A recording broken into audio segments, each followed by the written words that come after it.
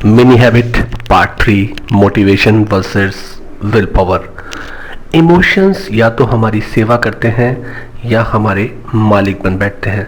निर्भर करता है कि उनका मालिक कौन है, हम या वो। मोटिवेशन एक एहसास या इमोशन है, पर यह रिलायबल नहीं है सक्सेस पाने के लिए। मोटिवेशन या जब आपके इमोशंस पॉजिटिव होते हैं, बहुत ज़्यादा होते हैं, तब काम करने में आपको उतनी ही कम विल पावर लगती है, यानी ज़्यादा मोटिवेटेड लेस विल पावर। हम जोश जोश में वो काम कर लेते हैं, पर जब जोश और मोटिवेशन कम होता है, उसी काम को पूरा करने में बहुत ज़्यादा विल पावर लगती है। हमारी पूरी मोटिवेशन इंडस्ट्री जोश की बातें, विल पावर की बातें, सभी बड़े बड़े लोग हमें मोटिवेट करने में लगे हैं, पर वो सारी की सारी इंडस्ट्री इसी बात पर चल रही है, पर क्या ये काम करती है? क्या मोटिवेशन से कुछ होता है? कभी कभी होता है, पर हैबिट बनाने के लिए कभी कभी नहीं चलता है। वहाँ रोज मोटिवेशन चाहिए, और इस आधार पर हैबिट बनाने के लिए मोटिवेशन एक रिलायबल स्ट्रेटजी नहीं है। हमारी भावनाएं पानी की तरह होती हैं, और हम उस पानी पर महल बनाने की कोशिश करते हैं। तो मोटिवेशन के आधार पर आदत बनाना पानी पर महल बनाने जैसा है। वो रोज़ रोज़ ढह जाता है, रोज़ रोज़ दोबारा बनाएंगे फिर ढह जाएगा। हम फिर कुछ और मोटिवेशनल सुनते हैं, सर्च करते हैं, फिर मोटिवेट होते हैं, फिर कोई ख़राब इवेंट आता है, जैसे ब्लड में शुगर के कम होने पर हमारा मोटिवेशन कम हो जाता है, डिप्रेशन आने पर मोटिवेशन कम हो जाता है, बॉडी में हार्मोन्स या केमिकल के कम ज़्यादा होने पर मोटिवेशन कम हो जाता है, हेल्थ ख़राब होने पर मोटिवेशन कम हो जाता है, मौसम ख़राब होने पर, थके होने पर, किसी बात के ऊपर बिलीफ ना होने पर, या कुछ भी ऐसा मूड ना बनने पर हमारा मोटिवेशन स्वाहा हो जाता है। तो पानी पर महल और ऊपर वाले पॉइंट्स हर किसी के साथ होते हैं। अच्छे और बुरे दिन आते हैं, और अगर मोटिवेशन हो तो हेल्दी ब्रोकली खाना, सलाद खाना, तो मूड बनाना और मुश्किल हो जाता है। जिम में पसीना बहाना मुश्किल हो जाता है। हम जानते हैं कि विल पावर भी पूरे दिन एक सा नहीं होता है। अगर हम विल पावर को एज ए स्ट्रेटजी बात करें, तो वो भी पूरे दिन एक सी नहीं होती है। सुबह जब हम फ्रेश होते हैं तो वो मैक्सिमम विल पावर होती है, दिन के आखिर में वो लोएस्ट हो जाती है। तो कहते हैं ना कि हर गुलाब के साथ कांटे भी लगे होते हैं, तो ये कमी विल पावर के साथ होती है। तो मुश्किल है, ख़ास तौर पर जब आप थके हो, बीमार हो, सर दर्द हो, तो हम चाहकर भी मोटिवेट नहीं हो पाते हैं। और कई बार तो हम मोटिवेट होने के लिए कि हमें आज मोटिवेट होना है, हमें ये काम होना है, ये काम करना है मोटिवेट होकर, तब भी हम मोटिवेट नहीं हो पाते हैं। तो मोटिवेशन हैबिट बनाने में ऐसी स्ट्रेटजी है जहां आप शुरू होने से पहले हार जाते हैं। आप अपने पिछले कई सालों के अनुभव को देखेंगे, हजारों वीडियो और बुक्स पढ़ने के बाद भी स्थिति में बहुत खास परिवर्तन नहीं आता है। कुछ लोग सोचते हैं एक्शन लेने के लिए भी हमें मोटिवेशन चाहिए होता है, कि सुबह आप अपने साथ पैप टॉक करें, थोड़ा मोटिवेशन आए, फिर आप एक्शन लें। पर ये हारने का फॉर्मूला है, क्योंकि ये law of diminishing marginal utility को फॉलो करता है। मतलब पिज़्ज़ा का पहला पीस जितना टेस्टी लगता है, पहला स्लाइस जितना टेस्टी लगता है, उतना पांचवा स्लाइस टेस्टी नहीं लगता है। ऐसा ही मोटिवेशन के साथ है। पहले दिन जितने आप एक्साइटेड होंगे किसी चीज़ के लिए मोटिवेट होकर, दूसरे, तीसरे, चौथे, पांचवें दिन आपका मोटिवेशन उतना ही कम हो जाता है उस चीज़ के लिए। तो रोज़ 2 घंटे पढ़ने का टारगेट 2 महीने तक, पहले दिन 3 दिन बाद ही मोटिवेशन ढीला पड़ जाएगा, पहले जैसा नहीं होगा। हैबिट बनाते वक्त वही काम रोज़ रोज़ करने पर आप लेस इमोशनल हो जाते हैं, और ये बोरिंग और बेकार का काम लगने लगता है। रिपीटिशन हमें किसी काम को बार बार करना हमें लेस एक्साइटेड बनाता है उस काम के लिए। हाँ, बार बार करने पर उस काम को करने का रेजिस्टेंस कम हो जाता है ब्रेन में, और वो ऑटोमेटिक हो जाता है, जिसको हम हैबिट बोलते हैं, बट एक्साइटमेंट कम हो जाएगा।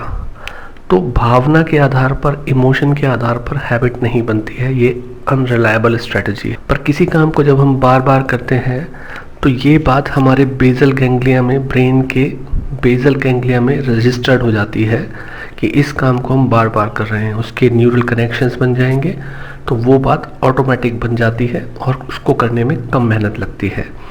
आप देखेंगे कि लोग नए साल में जनवरी में जिम जाते हैं, पर उसके बाद जिम का मुंह भी नहीं देखते, क्योंकि वो मोटिवेटेड फील नहीं करते। शायद उन्हें कारण पता चल जाए तो वो मोटिवेशन को हैबिट बनाने से नहीं जोड़ेंगे। विल पावर लिमिटेड है, ये बेस्ट स्ट्रेटजी है, बस लोग जान नहीं पाते कि इसका यूज़ कैसे करना है। मैं अगर ये कहूँ कि गाजर खाने के कई फ़ायदे हैं, इसके अंदर कई एंटी कैंसर प्रॉपर्टीज़ हैं, तो क्या ये कैंसर को सही कर देगी? नहीं। ऐसा ही मोटिवेशन है कि वो जीवन सुधारने की स्ट्रेटजी नहीं है। क्यों? मोटिवेशन आता है एक्शन लेने पर हम विल पावर एक्शन लेने में मोटिवेशन से अच्छा है। क्यों? पहली बात, विल पावर रिलायबल है। अगर आप खुद पर काम करने के लिए एफर्ट डालो तो आप कर सकते हो, पर विल पावर मसल की तरह होती है, जितना आप इसे मजबूत बनाओगे ये उतना वफादार होकर आपके लिए काम करता है। सेल्फ कंट्रोल में सबसे अहम नाम है प्रोफेसर रॉय बॉमिस्टर। उन्होंने 1999 में एक एक्सपेरिमेंट में देखा, जो स्टूडेंट 2 हफ्ते तक लगातार अपने पॉस्चर को लेकर काम करते हैं, वो न केवल पॉस्चर में बल्कि बाकी के कामों में भी अपने आप को बेहतर सेल्फ कंट्रोल शो करते हैं। सिमिलरली उन्होंने एक और स्टडी में देखा कि 2 महीने तक एरोबिक एक्सरसाइज के एक प्रोग्राम के दौरान स्टूडेंट और भी चीज़ों के अंदर थोड़े से बेटर सेल्फ कंट्रोल शो करने लगे। तो विल पावर कैसे काम करता है? 1996 में बॉमिस्टर की एक स्टडी थी, जहां एक ही कमरे में लोगों को चॉकलेट चिप्स दिए गए और बाकी के लोगों को बेस्वाद रेडिश दी गई। तो रेडिश वाले लोग बड़े तड़पे कि भाई उनको चॉकलेट चिप्स मिली है और हमें ये मिली है। और उसके बाद दोनों ग्रुप्स को एक ऐसा पजल दिया गया जिसे सॉल्व करना बहुत मुश्किल था, ऑलमोस्ट इम्पॉसिबल था। तो रेडिश वाले लोग पहले उस डिसीजन की वजह से कि उनको ऐसी चीज़ खाने के लिए दी और उनके सामने चॉकलेट चिप्स रखी थी, तो वो पहले ही अपनी काफ़ी विल पावर खर्च कर चुके थे।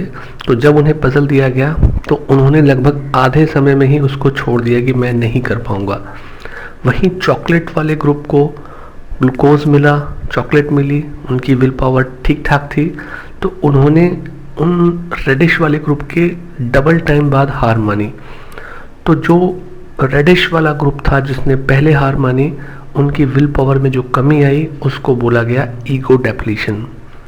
ऐसी एक और स्टडी में देखा कि जो लोग दिन में बड़े डिसीजंस लेते हैं तो वो शाम तक बहुत ही कम सेल्फ कंट्रोल शो करते हैं, क्योंकि डिसीजन लेने में उनका जो प्रीफ्रंटल कॉर्टेक्स होता है वो काफ़ी एनर्जी ख़त्म कर देता है, विल पावर काफ़ी ख़त्म कर देता है, और वो टफ सिचुएशन में खूब अपनी ब्रेन की एनर्जी को ड्रेन कर देते हैं और उनका ब्रेन काफ़ी थक जाता है, तो बाद में वो काफ़ी अपनी विल पावर कम कर लेते हैं।